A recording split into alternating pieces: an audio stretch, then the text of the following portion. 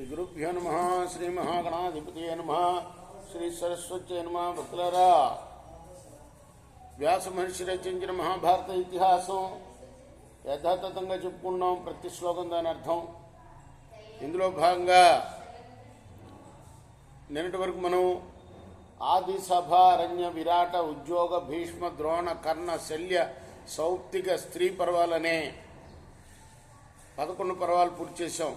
12వదైన శాంతి పర్వాలను కూడాను 99 అధ్యాయాలు పూర్తి చేసి 100వ అధ్యాయంలో 13వ శ్లోకం వరకు చెప్పుకున్నాం. ఈ రోజున 14 నుండి కొనసాగించే ముందు వ్యాస భగవాను ప్రార్థన చేసుకుందాం.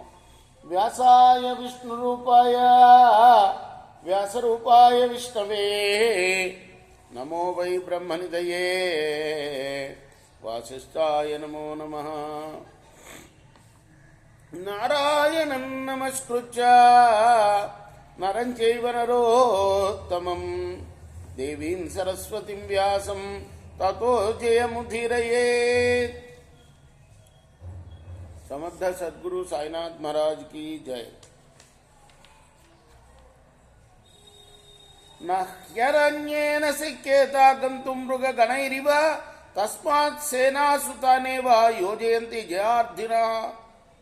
సేనలు అరణ్యంలో పడి మృగాల్లాగా సుఖంగా పోలేవు. అంచేత జయం కాంక్షించే రాజులు సేన కోసం ముందే మార్గాల్ని తయారు చేసుకోవాలి. అగ్రత పురుషానీకం శక్తంచా శికులోద్భవం ఆవాసస్తోయవాన్ దుర్గ పర్యాకాశ ప్రశస్యతే. సేన ముందు భాగంలో కులీనులు, సమర్థులు ఉండాలి. మధ్యలో నిలిచే చోటు నీళ్లు ఉండాలి. ఇతరులు ప్రవేశింప శక్యం కానిది బయలు ప్రదేశం అయి ఉండాలి. పరేషాం ఉపసర్పాణం ప్రతిషేధస్తథా భవేత్.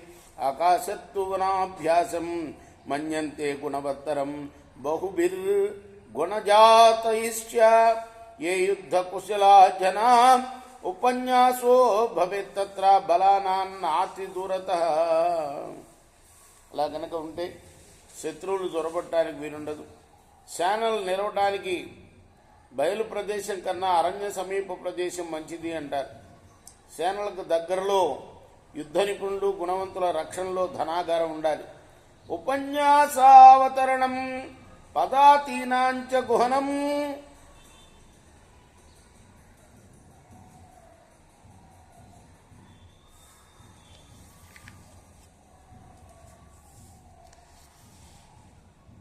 ఎంతో చదువుకున్నాం మనం. 20వ శ్లోకం వరకు 21 నుండి కొనసాగిద్దాం. అకర్ధమామనుదకాం అమర్యాదామలోష్టకాం అశ్వభూమిం ప్రశంసంతి ఏ యుద్ధ కుశలా జనా. గుర్రాలుండే చోటు, బురద లేనిది, నీరు తడి లేనిది, గట్లు లేనిది, రాళ్ళు లేనిది కావాలని యుద్ధ నిపుణులు చెబుతారు. అపన్కా గర్తరహితారత భూమి ప్రశస్యతే నీచద్రుమా మహాకక్ష శోధకా హస్తియోధనాం. రథాలుండే భూమి బురద లేకుండా, గుంటలు లేకుండా ఉండాలి. ఏనుగులు, వాని యోధులు ఉండే చోటు చిన్న చిన్న చెట్లు, పెద్ద పొదలు, నీరు కల ప్రదేశమై ఉండాలి. బహుదుర్గా మహాకృష్ణ వేణువేత్రాస మహాకుల పదాతీనాంక్షమా భూమి పర్వతోపవనాని చ. చాలా దుర్గాలు, పెద్ద పెద్ద పొదలు, వెదురు పొదలు గల భూమి పదాతి తళాలకు తగిన భూమి. పర్వతాలు, కోనాలు కూడా మంచివే. పదాతి బహుళ సేనా దృఢా భవతి భారత తథాశ్వ బహుళ సేన సుదినేషు ప్రశస్యతే. కాల్బంటులు అంటే సేన ఉండే ప్రదేశం దృఢంగా ఉండాలి. వాలనేని రోజుల్లో రథాలు, గుర్రాలు కల సేన బాగా ఉపయోగిస్తుంది. పదాతినాగ బహుళ ప్రావృత్కాలే ప్రశస్యతే గుణానేతాన్ ప్రసంఖ్యాయ దేశకాలో ప్రయోజే. కాల్బలం, ఏనుగులు కల సేన వర్షాకాలంలో బాగుంటుంది. ఈ గుణాలని, దేశకాలాలని తెలుసుకొని సేనను నడపాలి. ఏవం సంచించ యో యాతి తిథి నక్షత్ర పూజిత విజయం లభతే నిత్యం సేనాన్ సమక్ ప్రయోజన్ ప్రస్తుతాం తృషితాం శ్రాంతాన్ పకిర్నాభిఘాతయే. ఇలా చక్కగా ఆలోచించి తిథి నక్షత్రాలు బాగున్నప్పుడు రాజు సేనను దండయాత్రకు ప్రయోగిస్తే తప్పక విజయం లభిస్తుంది. ఇందులో నిద్రించే వారిని, దప్పితో ఉన్నవారిని, అలసిపోయిన వారిని, చెల్లా చెదరైన వారిని బాధించరాదు.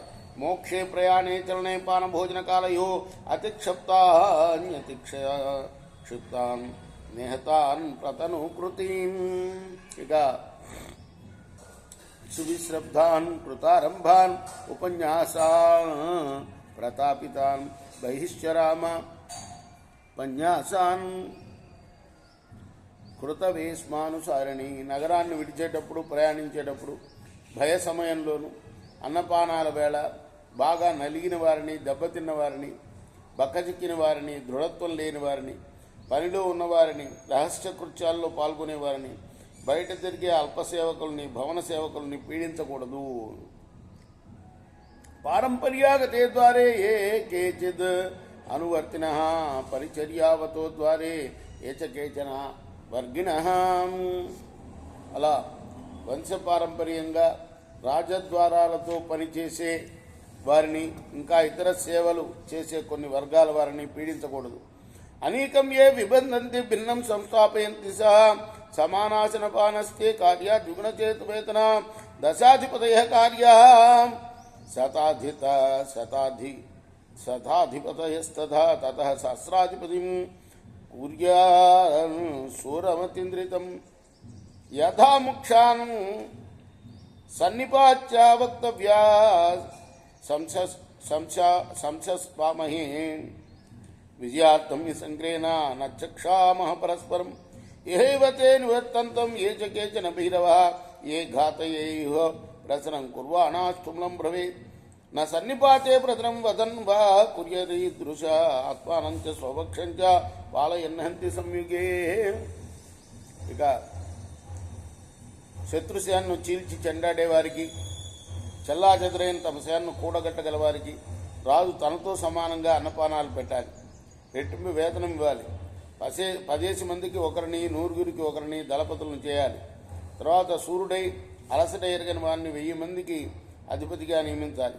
యుద్ధ ముఖ్యులందరినీ కూడా ఒక చోట చేర్చి రాజు యుద్ధంలో విజయం కోసం మనం ఒకరినొకరు విడవం అని ప్రతిజ్ఞ చేయించాలి. ఎవరైనా పిరికి వాళ్ళు ఉంటే ఇక్కడి నుండే వెనక్కి మరలిపోండి, లేకపోతే వారు సంకుల సమరంలో నాయకుని చంపుకుంటారు. తుములమైన చోట ఎటువంటి వారు ఎవరిని ఓడించలేరు, వధింపను లేరు. తనను తాను రక్షించుకున్న తన పక్షాన్ని చంపుకుంటారు.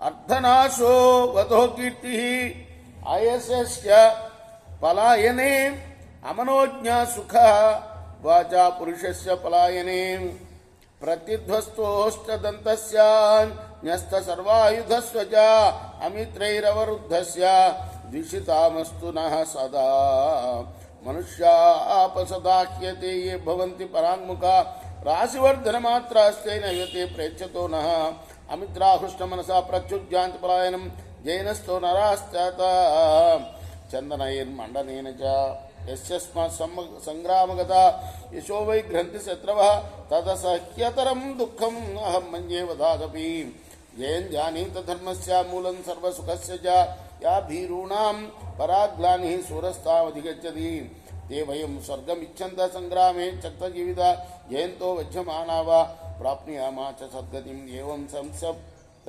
शपथा समभिच्यक्तजीविता अमित्रवाहिनीं वीरा प्रतिगाहञ्च भीरवा. పారిపోతే ధననాశం, మరణం, అపకీర్తి, ఉన్న పేరు పోవటం కలుగుతుంది. వీరుడు పారిపోతే మనోవేద కలిగించే మాటలు పుడతాయి. మన శత్రువు సదా చీలిన పెదవులతో, దంతాలతో, వదిలిన ఆయుధాలతో పగవారికి చిక్కునుగాక.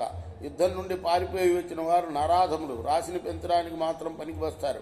వారికి ఇహం ఉండదు, పరం ఉండదు. పారిపోయేవాడిని శత్రువులు సంతోషిస్తూ తరుముతారు. గెలిచిన వారిని సుగంధాలతో, అలంకారాలతో స్వాగతిస్తారు. యుద్ధంలో శత్రువులు తన కీర్తిని రూపుమాపితే అతని దుఃఖం చావు కన్నా సహింపరాదని భావిస్తాను. ధర్మానికి, సర్వసుఖానికి జయమే మూలమని తెలుసుకోండి. పిరికివారి వేదనను సూర్యుడు లెక్క చేయడు. మనం స్వర్గాభిలాషతో యుద్ధంలో జీవితాలను వదిలేసి గెలుపో చావో ఏదైనా సద్గతిని పొందుతాం. ఇలా శబ్దాలు చేసి బతుకు మీద ఆశలు వదిలి పిరికితనం లేకుండా వీరులు శత్రుసేనా వాహినిలో మునిగి తేలుతారు. అగ్రతః పురుషానీకం అపి చర్మవతాం భవేత్ పృష్ఠతః శకటానీకం కలత్రం మధ్యతస్తథా పరేషాం ప్రతిఘాతార్థాం పదాతీనాంచ బ్రహ్మణం అపి తస్మిన్ పురే వృద్ధా భవేయుర్యే పురాగమా ఏ పురస్తాదభిమతా సత్వవంతో మనస్వినః తే పూర్వమభివర్తేరం శైతానే వేతరే జనా అపి చోద్ధర్శనం కార్యం భీరూణాపి వియత్రత స్కందదర్శనమాత్రాస్తు తిష్టేయుర్వా సమీపతః సంహతాన్యోదయేదల్పాన్ కామం విస్తారయేద్ బహూన్ సూచీముఖమనీకాం స్యాత్ అల్పానాం బహుభిః సహ. ముందు భాగంలో కత్తి డాలు పట్టిన యోధుల సేన, వెనక భాగాన రథసేన, మధ్యలో రాజు అంతఃపురము నిలవాలి. సేనకు ముందు భాగంలో నడిచే పెద్దలు శత్రువుల్ని ఎదురు దెబ్బటానికి పదార్థాలాన్ని ప్రోత్సహించాలి. రాజుకు ఇష్టలై బలము అభిమానం గలవారు వెనక భాగాన ఉంటే వారు ముందు భాగాన ఉండాలి. ఇతరులు రాజును అనుసరించాలి. పిరికివారిని ప్రయత్నించైనా కూడా పురికెల్పాలి. కనీసం సముదాయాన్ని చూపడానికైనా దగ్గరగా నిలవాలి. గుమికూడిన తన వారిని సేనాపతి శత్రువులతో పోరాడేటట్లు చేయాలి. అంచేత సైన్యాన్ని విస్తరించాలి. అల్పుల సేనను చాలా మందితో బలోపేతం చేసి సేనను సూది మొనలాగా చేయాలి. సంప్రయుక్తే నికృష్టేవా సత్యం వా యది వా నృతం ప్రకృష్య బాహున్ క్రోశేత భగ్న భగ్న పరేగిత ఆగతం మే మిత్రబలం ప్రహరద్వమభీతవత్. తాను ఉత్కృష్ట స్థితిలో ఉన్నా, నీచ స్థితిలో ఉన్నా, అది నిజమైన అబద్ధమైనా సరే చేతులు పైకెత్తి శత్రువులు ఓడిపోయారు, నా మిత్రబలం వచ్చింది, నిర్భయంగా యుద్ధం చేయండి అని అరవాలి. సత్వవంతో అభిధావేయు కుర్వంతో భైరవాన్ రవాన్. బలం పుచ్చుకుని పెద్దగా అరుస్తూ తరిమి కొట్టాలి. శ్వేడా కిలకిలా శబ్ద క్రకచ ఘోషానిక భేరి మృదంగ పణవాన్ నాదయేయు పురశ్చరాన్. సింహనాదాలు, కిలకిలా రావాలు, రంపపు కోత ధ్వనులు, కొమ్ము బూరాల చప్పుళ్ళు, భేరులు, మద్దెలలు పణవాల్ని మోగించాలి. ఇది శ్రీ మహాభారతే శాంతిపర్వణి రాజధర్మానుశాసనపర్వణి సేనానీతి కథనే శతతమోధ్యాయ. ఇది వ్యాస మహర్షి రచించిన మహాభారత ఇతిహాసంలోని శాంతి పర్వంలోని 100వ అధ్యాయం. రేపు 101వ అధ్యాయం చెప్పుకుందాం. కృష్ణార్పణమస్తు. సాయి కృష్ణార్పణమస్తు. స్వస్తి ప్రజాభ్య పరిపాలయంతాం న్యాయేన మార్గేణ మహిమహీషా గో బ్రాహ్మణేభ్య శుభమస్తు. నిత్యం లోకాః సమస్తాః సుఖినో భవంతు. కృష్ణార్పణం.